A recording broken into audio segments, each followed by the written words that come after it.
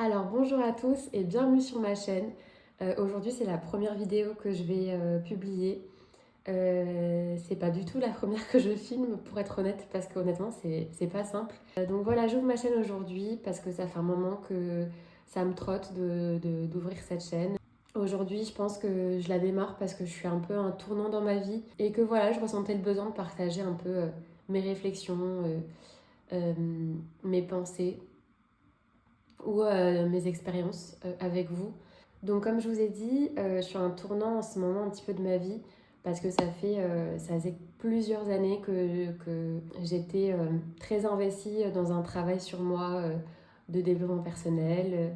J'avais comme beaucoup de personnes pas mal de choses à régler intérieurement. Et là je sens que j'arrive un peu au bout de ce processus-là et je m'étais toujours dit que ça me plairait de pouvoir inspirer certaines personnes quand j'arriverai au bout de ce processus. Et c'est vrai qu'en ce moment, j'ai été particulièrement motivée de créer la chaîne parce que justement, dans ce tournant, je rencontre des obstacles, des frustrations. Et c'est un peu ça finalement qui m'a poussée à créer ma chaîne YouTube, sachant que ça faisait un moment que j'avais l'idée dans un coin de ma tête. Je trouve ça intéressant de partager ça avec vous maintenant parce que rien que dans la création de cette chaîne et de cette vidéo que je fais aujourd'hui, il y a un processus qui s'est fait en moi avant que j'en arrive à créer la chaîne et à vous parler maintenant aujourd'hui. Et je pense que ça rejoint un peu ce dont je veux parler aujourd'hui, c'est que vraiment chaque phase dans la vie a son importance et va nous apporter des leçons et parfois même on le perçoit pas au premier abord, il y a toujours des choses à tirer de n'importe quelle situation dans laquelle on peut se trouver. Là, récemment, pour vous la faire courte, en gros, j'ai eu à faire tout ce travail sur moi parce que j'avais vécu des choses assez compliquées dans l'enfance et dans l'adolescence. Et j'ai commencé très jeune ce travail de guérison. Et, euh, et là, il y a 2 3 ans, j'avais fait une dépression qui m'a énormément apporté. Donc ça, pareil, pour moi, c'est une des phases dans la vie, des phases de souffrance, ou des phases un peu plus sombres qui je trouve, sont celles qui rapportent le plus de cadeaux, même si on ne les voit pas tout de suite. Euh, mais en tout cas, après cette dépression, j'étais partie vivre dans un autre pays. En revenant, j'avais fait un peu un total reset de ma vie, de mes habitudes de vie. Je me suis vraiment mise à fond pour le coup dans, euh, dans le fait de cultiver mon amour-propre, de m'imposer une certaine discipline dans mon hygiène de vie, dans les relations que j'entretenais, etc.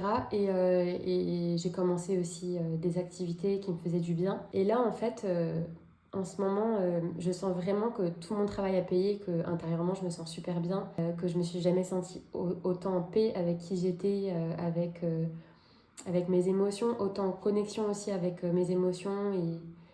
Et voilà, après vraiment beaucoup de travail, beaucoup d'épreuves, hein, ça, vraiment. Mais voilà, là je suis dans une phase en ce moment où je traverse une période d'incertitude et je sens vraiment un tournant. Je sens que je suis en carrefour et qu'il faut que là que je choisisse ma voie. Et c'est intéressant parce que je suis arrivée au bout d'un long processus de guérison où tout au long de ce processus, on s'imagine toujours quand on entame un travail qu'à la fin, c'est bon, on va être heureux, qu'on sera aligné, etc. Mais en fait, le travail de guérison, bon, c'est pour ça qu'on dit que ça dure toute la vie, le travail sur soi, de toute façon, ça c'est clair. Mais c'est vrai que quand on a réglé le plus gros, après on a une autre étape qui consiste à maintenant c'est bon, on s'est reconnecté à soi, on s'est reconnecté à ses émotions. Et puis là, la confiance, faut continuer à la développer pour vraiment mettre en œuvre les choses, les projets, les idées qu'on a. Et c'est vraiment oui, cultiver sa confiance en soi, continuer à être dans l'action. Et voilà, c'est une autre phase après qui suit un peu euh, le travail plus intérieur et émotionnel. Une fois que tu as consommé beaucoup de contenu, que tu te l'as appliqué dans ta vie, et à un moment donné, c'est la phase où c'est bon, tu dois commencer à créer ta vie réellement. Et ça, dans mon cas, je parle de la fin de mon processus de guérison. Mais par moments, ce genre de phase, elle peut arriver à des moments où, par exemple, on s'est investi longtemps dans une carrière et cette carrière ne nous convient plus. Donc à la fin, on remet tout en question. Et là, on doit commencer tout ce travail intérieur et apprendre à se reconnecter à soi, à éventuellement guérir les blessures qui faisaient qu'on n'était pas au bon endroit.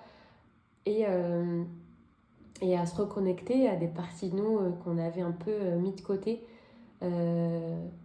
pour être plus dans sa lumière et être du coup dans ce qui va nous apporter de l'abondance et, euh, et du bonheur tout simplement. Dans cette vidéo, je voulais vraiment insister sur le fait que chaque phase a son utilité, que vous n'êtes pas à l'endroit dans lequel vous êtes pour rien et que si vous arrivez à voir le sens de pourquoi vous êtes dans cette situation-là, et ça va tout de suite sembler plus logique et ça va vous aider en fait à ce que les choses s'éclaircissent plus par rapport au chemin que vous devez prendre. Moi en l'occurrence, comme je vous disais, là je suis dans une phase comme ça et je ressens beaucoup d'ennui, je m'ennuie beaucoup.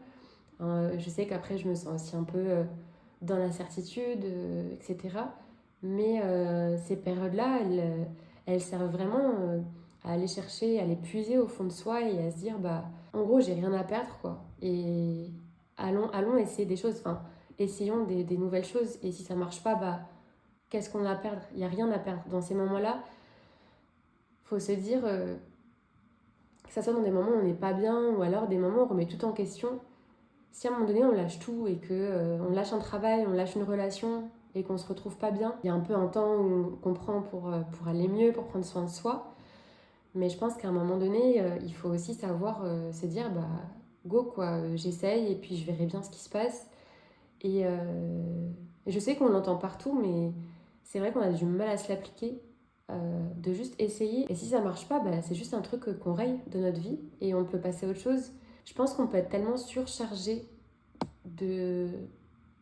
à force de ne pas essayer, on va être tellement surchargé de doutes et de regrets de ce qu'on pourrait potentiellement essayer, de ce qui pourrait potentiellement marcher, de ce qu'on pourrait potentiellement devenir.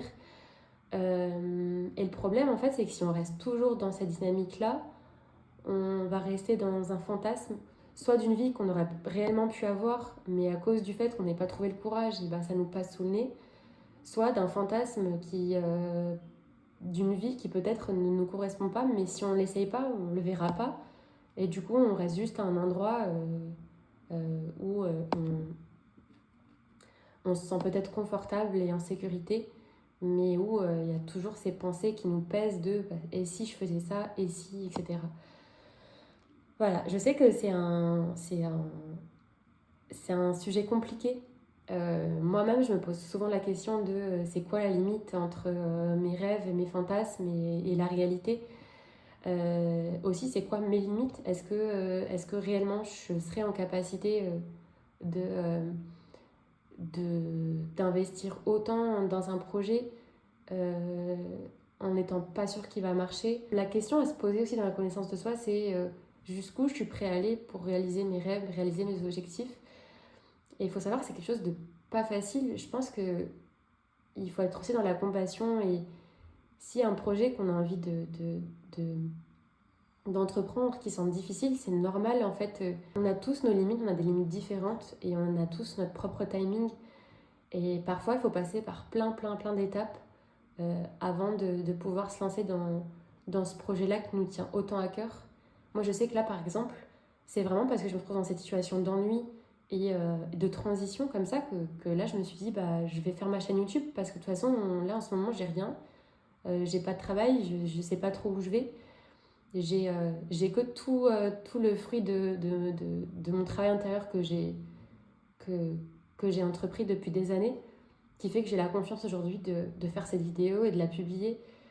Mais ça, je pense qu'il y a même quelques mois, je pense pas que je l'aurais fait. D'ailleurs, la chaîne, je voulais la commencer avec des podcasts parce que je n'osais pas trop me montrer. Mais à cause de plein d'autres choses qui n'ont rien à voir que j'ai faites avant, par des activités ou du travail thérapeutique, et j'arrive aujourd'hui à avoir cette confiance pour faire la vidéo. Donc ça me ramène à un autre sujet, c'est que si vous vous retrouvez dans des situations comme ça aussi, l'important c'est de ne pas rien faire et c'est de toujours chercher des petits moyens de sortir de sa zone de confort, même si c'est vraiment des choses vraiment qui ne payent pas de mine. Juste faites n'importe quoi. Même si par exemple ça fait très longtemps que vous ne travaillez pas et que vous ne savez pas du tout quoi faire et que du coup ça vous fige, allez travailler en boulangerie, allez travailler, juste chercher du travail ou chercher une activité et faites le premier truc qui arrive. On s'en fout de ce que c'est, juste mettez-vous en action. L'endroit où vous voulez aller, la vie, l'univers, voilà, enfin on l'appelle comme on veut, vous mettra des opportunités pour que vous atteigniez cet objectif-là que vous vous êtes fixé en fait.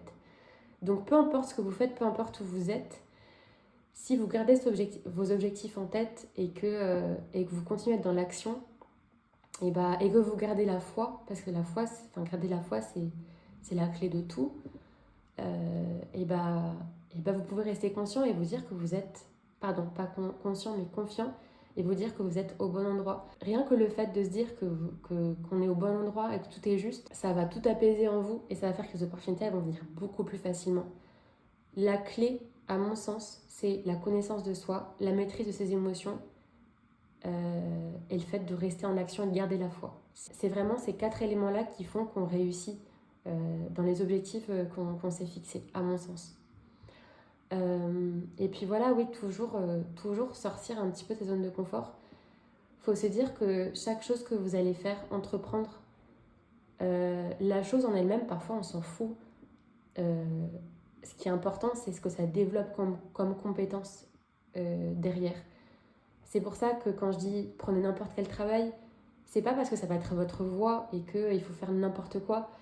C'est qu'on s'en fout du travail. Le travail à la boulangerie que vous allez choisir, il va vous apprendre la discipline, il va vous apprendre à avoir des responsabilités, à vous montrer fiable, à vous prouver à vous-même que vous êtes fiable, à gagner votre propre argent, votre propre revenu. Tout ça, c'est des éléments qui n'ont rien à voir avec le fait de vendre des pains au chocolat de base, mais qui vont vous apporter après, pour une toute autre activité qui aura beaucoup plus de sens pour vous.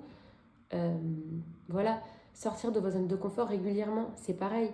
Si vous allez faire une activité, on s'en fout au final que vous deveniez bon. Si vous devenez bon, c'est trop bien pour votre estime de vous-même, pour votre confiance en vous.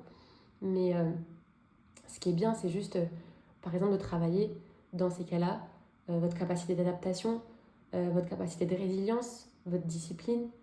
Et du coup, c'est ça le plus important. Il y a des personnes, elles sont très bonnes dans des domaines, mais elles sont très bonnes parce qu'elles sont toujours restées dans leur milieu, dans leur discipline.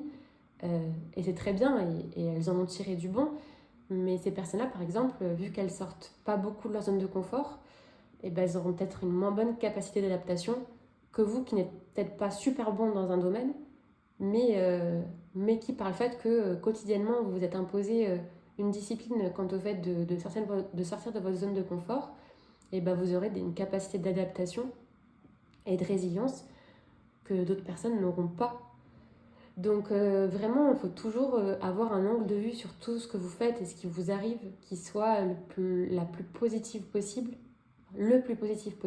Quand vous n'avez pas d'argent pendant une période, ça vous apprend l'humilité, ça vous apprend la valeur de l'argent, ça vous apprend à, quand vous avez de l'argent plus tard, savoir le gérer, ne pas dépenser n'importe comment. Tout nous apprend des choses dans la vie et si on arrive à avoir la vie comme ça, les choses deviennent beaucoup plus simples, vraiment. En tout cas, voilà, je ne vais pas faire une vidéo trop longue pour cette première vidéo, mais en tout cas, j'espère que ça a résonné un petit peu en vous, ce que j'ai raconté. Et n'hésitez pas à mettre en commentaire si ça résonne, si vous traversez des expériences similaires, quels outils vous mettez en place pour vous pousser vers vos objectifs, vers vos rêves, comment est-ce que vous évaluez vos limites et ce que vous êtes capable de faire. En tout cas, je publierai plus de contenu à l'avenir. J'ai hâte de voir ce que cette première vidéo va donner. Et Voilà, je vous fais plein de bisous, force à vous et à très bientôt.